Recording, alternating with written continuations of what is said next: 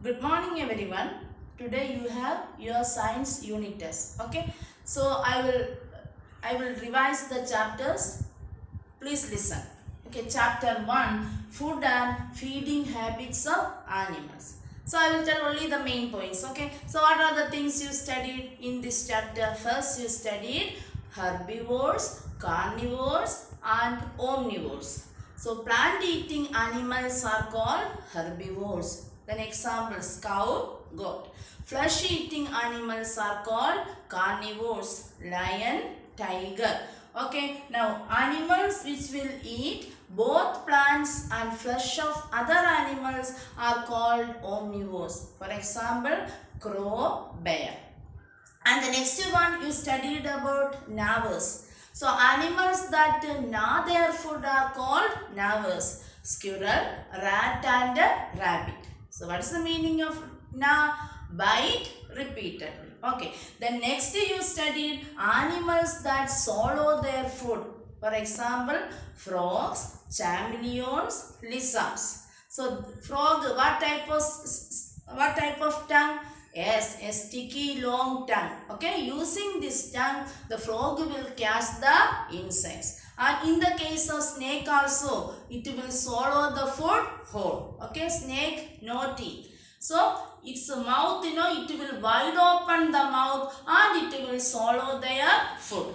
And next you studied how the carnivores will tear and chew the flesh. And then how the herbivores will eat the leaves and grasses. Their nature of the teeth. Okay. Okay, the next one, what is rumination or chewing the cud? Okay, what is rumination? Certain herbivores first swallow their food and after some time they will bring it back into their mouth and chew it for hours. This is called rumination or chewing the cud. And what is the name of that animals? Cud chewing animals. And then you studied butterflies and all, honeybees, butterflies and all, they will take the liquid food. Okay, they have a thin hollow tube and using this tube they will suck the nectar from flowers. Then mosquitoes also, they will suck the blood. And then some animals like cat and dog, they will lap up the liquid like milk and water. And what is the name of that process? It is called lapping. And the next one is food chain. Okay, the chain in which the plants are eaten by animals and then animals are eaten by other animals, it is called food chain. So who is the first member of a food chain? Always you have to write a plant in the beginning. Okay, now you know how to write the food chain. So please remember to put arrow mark between the two members. It's clear? So always the first one should be a plant or a plant product. And the last one you studied the different ways of caring the animals. We have domestic animals and pet animals. Okay, they are useful to us. So how a dog is useful? It will guard the house. Okay, and a cow will give milk. Then a horse, camel, donkey, they will carry loads. So we have to care the animals. We have to give proper food, shelter and clean water to drink. So these are the important points in chapter 1. Okay, now we will go to chapter 2. What's the name of the chapter? Keeping safe. Okay, so in this chapter you studied about the safety rules. Okay, accidents may happen anytime, anywhere without giving any warning. So we should be very careful so that we can avoid accidents. So we have to follow some safety rules. While traveling in a bus, while walking on the road, while playing in the playground, in the classroom, at home, always you have to follow some safety rules. So I will explain what are the safety rules. Number 1 in the bus. Okay, so stand in a queue at the bus stop while boarding the bus. Never put your hands or head outside through the window of a bus. Okay, don't get in or out of a moving bus. Okay, don't disturb the driver. You have to sit quietly. Oh, you are following these safety rules. Yes. Okay, the next one, safety rules on the road. Don't run across the road. Don't play on the road. Always walk through the footpath. Use the zebra crossing to cross the road. Okay, so if there is no zebra crossing, you can use the subway like that. You have for crossing the road. So these are the important safety rules on the road. Now what is the safety rules you have to follow while playing? Don't play rough games. Don't push your friends even for fun.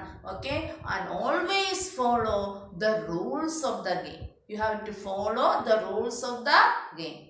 So there is no fighting, nothing. Okay, and the next one, the safety rules at home. Don't play with sharp things like blade, knives and scissors. Okay. Don't throw your toys on the floor. Don't climb on windows or shelves. Chances you may fall down. Don't touch the sockets or wire or any other things. Okay. Don't touch the hot things in the gas stove. So these are, and don't play with the glass things. They may break and cut your fingers. So the many safety rules are there. You can study any 3 or 4. It's clear. And the next one, what are the safety rules in your classroom? Don't run across the desk. Don't jump over the benches. Don't throw anything to your friends. Okay. Use a sharpener to sharpen your pencil. Don't use blade to sharpen your pencil. And don't jump down the stairs. Okay, you have to walk slowly. Don't jump down the stairs. And the next one, that is first aid. You know, so suppose your friend is having one accident. So before taking to hospital, you have to give some first aid. Okay, the first help given to an injured person before taking to hospital or before the arrival of the doctor is called first aid. Then what is the first aid for small cut? First you clean that part with the water, then you apply some antiseptic lotion or cream in cotton, then you tie that part using a bandage. Okay, and if what is the first aid for burns? Show the burnt area under cold water or you put some ice. So this is about the second chapter and many safety rules you studied. It's clear. So you can write in your own sentence. No need to by heart all the safety rules. Is it clear? Okay, now we will go to chapter 3, housing and clothing. Okay, so what are the things you studied here? Why do we need a house? Then you studied the different types of houses. Number 1 is kacha house. It is not strong. It is made up of mud and straw. And you can see kacha house in the villages. It's clear. And number 2 is pakka house. It is very strong and you can see pakka house in towns and cities. It's clear. And it is made up of bricks, cement, steel, glass and wood.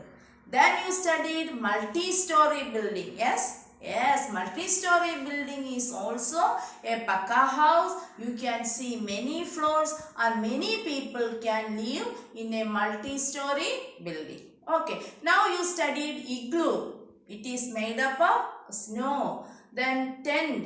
It is made up of canvas. Then what is the name of the house in flooded areas, flooded places? Yes, tilt house. It is on wooden poles. Then nomads you studied. Nomads will live in tents or caravans. Okay, and then you studied what are the features of a good house.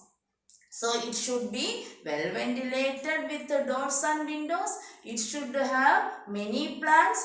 Then the doors and windows, there should be wire netting for doors and windows. Then the floor of the kitchen and bathroom should be sloped, and there should be closed drainage system to carry dirty water away from the house. So many things are there. You have to by heart 3-4 points. And the last part for your unit is good house.